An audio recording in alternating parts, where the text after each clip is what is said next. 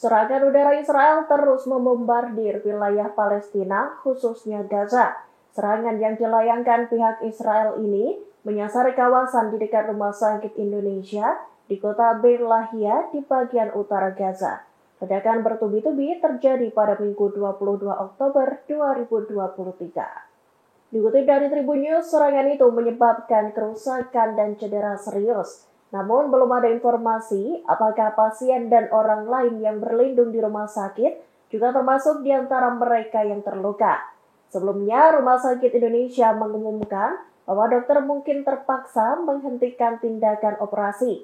Hal itu lantaran bahan bakar untuk mengoperasikan peralatan medis kian menipis. Selain itu, beberapa rudal juga dilaporkan menghantam di area medis Al-Shifa. Padahal lokasi tersebut digunakan untuk menampung korban luka dan memiliki staf medis terbesar di seluruh jalur Gaza. Serangan terpisah juga terjadi untuk kedua kalinya di sekitar Rumah Sakit Al-Quds di lingkungan Tal Al-Hawa. Sebelumnya, Direktur Media Bulan Sabit Merah Palestina menuturkan bahwa Rumah Sakit Al-Quds menerima peringatan kemungkinan pemboman setiap saat. Menurut para pejabat Palestina, Israel berusaha menimbulkan kebingungan sistem kesehatan di Gaza.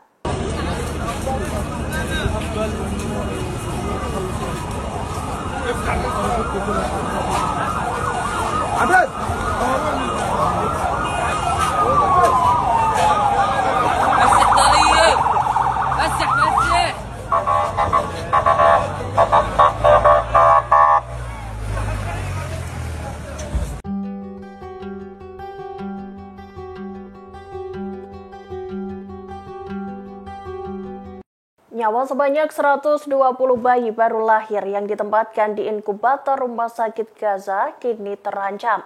Hal itu lantaran Gaza mulai kehabisan bahan bakar untuk mengoperasikan peralatan medis.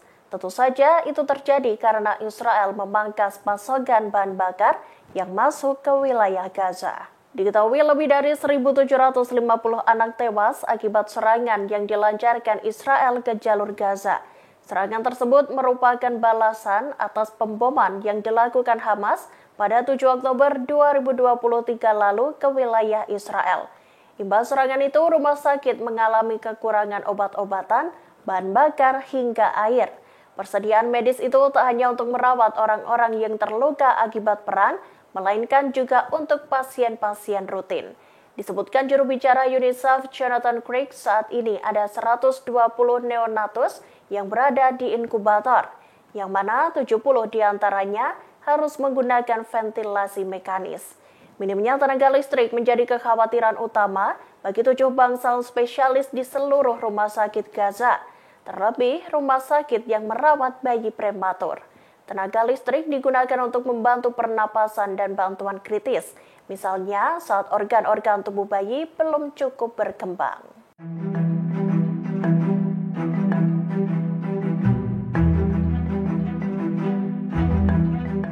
Yoav Gallant, Menteri Pertahanan Israel, mengatakan invasi darat pasukan pertahanan Israel atau IDF dapat berlangsung selama 3 bulan. Ia menuturkan IDF bakal menghancurkan kelompok militan Hamas di Gaza hingga ke akarnya. Hal itu disampaikan Yoav Gallant di Markas Besar Angkatan Udara Israel di Tel Aviv, Minggu 22 Oktober 2023. Disebutkan Gallant, serangan darat ke Gaza ini harus menjadi yang terakhir kalinya. Ia optimis bahwa tentara Israel bisa memusnahkan para militan Hamas itu. Gallant menambahkan jet tempur Israel tahu bagaimana membuat operasi militer ini tepat, kualitatif, dan mematikan. Disebutkan Gallant, operasi militer itu akan memakan waktu 1 hingga 3 bulan. Sebelumnya, Israel telah memanggil 300.000 tentara cadangan dan berencana menyerang Hamas. Sejak saat itu, Gallant mengatakan IDF siap melancarkan operasi. Namun, perintah terakhir untuk menyerang masih belum diberikan. Di sisi lain, Israel juga menghadapi ancaman Hizbullah, sekutu Hamas yang ada di perbatasan Israel Utara dengan Lebanon.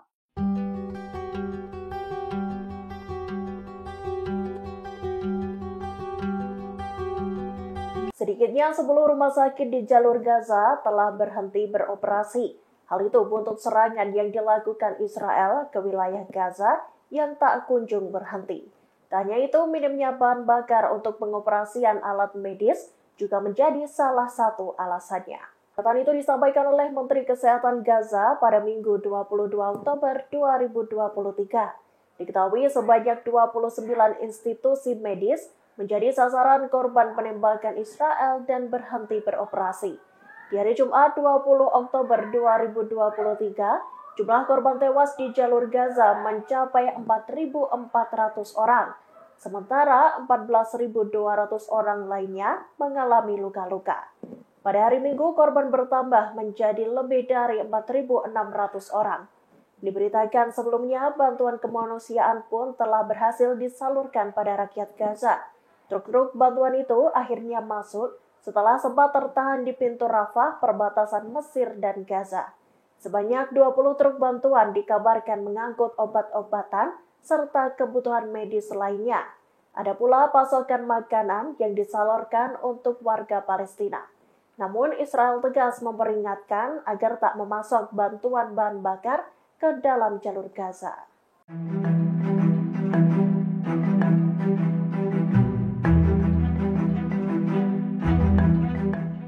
Jet tempur Israel terus-terusan membombardir wilayah jalur Gaza. Serangan tersebut pun turut menewaskan seorang jurnalis Palestina. Ia adalah Rushdie Sarraj, seorang fotografer yang menjadi jurnalis ke-22 yang terbunuh akibat serangan Israel. Dikutip dari Tribun News, meninggalnya Rushdie turut disampaikan oleh rekan-rekan jurnalis Palestina lainnya. Diketahui jet tempur Israel membombardir rumah Rushdie Sarraj di Gaza pada Minggu 22 Oktober 2023. Serangan itu pun turut merenggut nyawa Rushdie. Kabar meninggalnya Rushdie itu sontak membuat rekan-rekan jurnalis lainnya merasakan kesedihan. Salah satunya adalah fotografer Belal Khalid. Lewat unggahan Instagramnya, Khalid membagikan potret Rushdie di tengah-tengah kesibukannya meliput konflik antara Israel dan Hamas. Dalam kolom keterangan, ia menuliskan situasi terakhir saat Rushdie kehilangan nyawanya. Diketahui sebuah pintu jatuh tepat di atas kepala Rushdie. Kemudian Khalid juga membagikan unggahan terakhir rekannya itu di Instagram. Kala itu Rushdie mengaku tak dapat membagikan unggahan terkait kondisi di Gaza setiap harinya. Hal itu lantaran listrik dan internet telah diputus oleh pihak Israel. Di akhir unggahannya, Rushdie menegaskan bahwa dirinya tetap akan membela Gaza di tengah perang panas itu.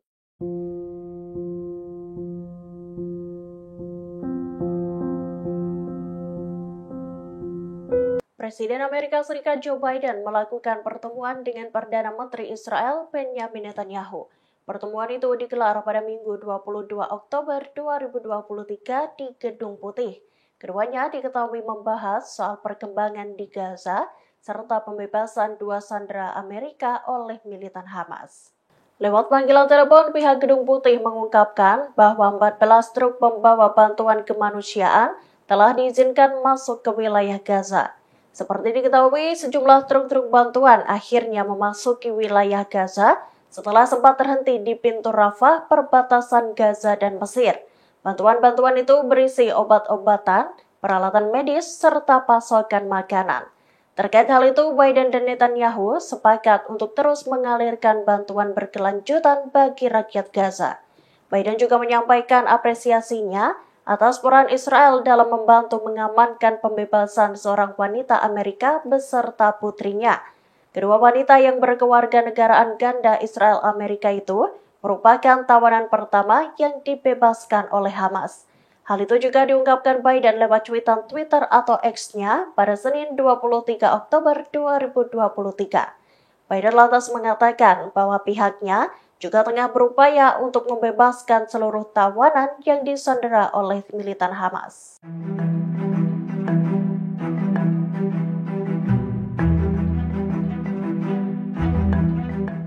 Tank Israel dilaporkan menembakkan peluru yang menghantam sebuah pos militer Mesir.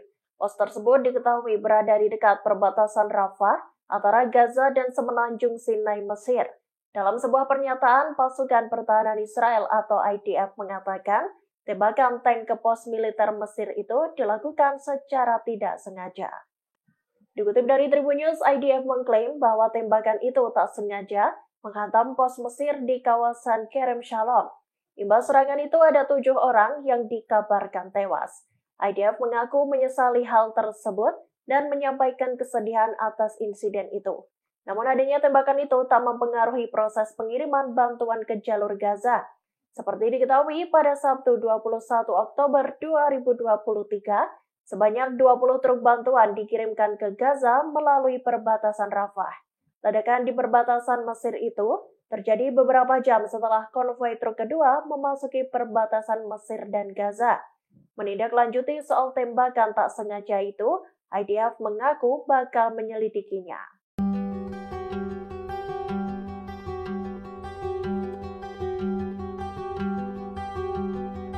Badan Intelijen Israel, Mossad, dan Dinas Keamanan Internal Israel, Shin Bet, telah membentuk unit operasi baru.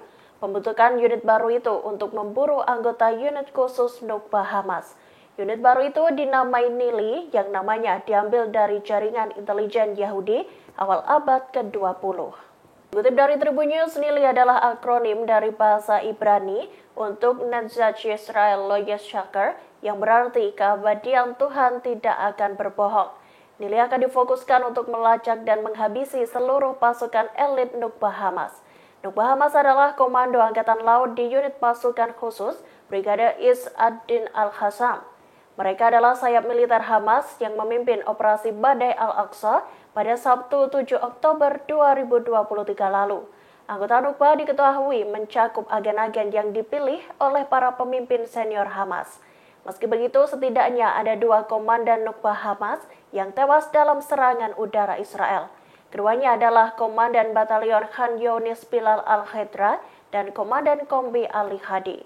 10 anggota unit lainnya diduga dihabisi pada Rabu 18 Oktober 2023. Pusat Komando Nili sendiri terdiri dari personel operasi dan intelijen.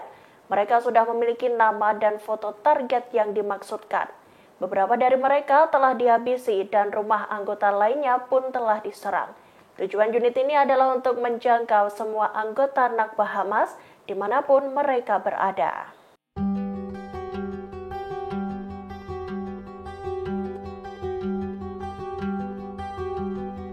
Israel lagi-lagi melakukan serangan udara ke wilayah Gaza. Tentara Zionis itu kembali menyerang sebuah bangunan tempat tinggal di 8 kamp pengungsi terbesar di jalur Gaza. Serangan udara itu dilancarkan Israel pada Minggu 22 Oktober 2023 malam. Tim dari Tribun News, sebanyak 30 korban jiwa ditemukan dari bawah reruntuhan bangunan. Dari 30 jenazah di kamp pengungsi Jabalia, sebagian besar adalah perempuan dan anak-anak. Kementerian Dalam Negeri Gaza mengatakan jumlah korban jiwa semakin bertambah. Serangan Israel itu juga mengakibatkan 27 orang mengalami luka-luka. Bahkan rumah sakit mengatakan mereka kesulitan merawat korban luka itu. Hal itu lantaran pihak rumah sakit mulai kekurangan obat-obatan dan peralatan medis. Padahal sebelumnya, truk-truk bantuan telah disalurkan untuk warga Gaza. Sebanyak 20 truk bantuan diketahui berisi obat-obatan, peralatan medis, serta pasokan makanan. Download Tribun X sekarang, menghadirkan lokal menjadi Indonesia.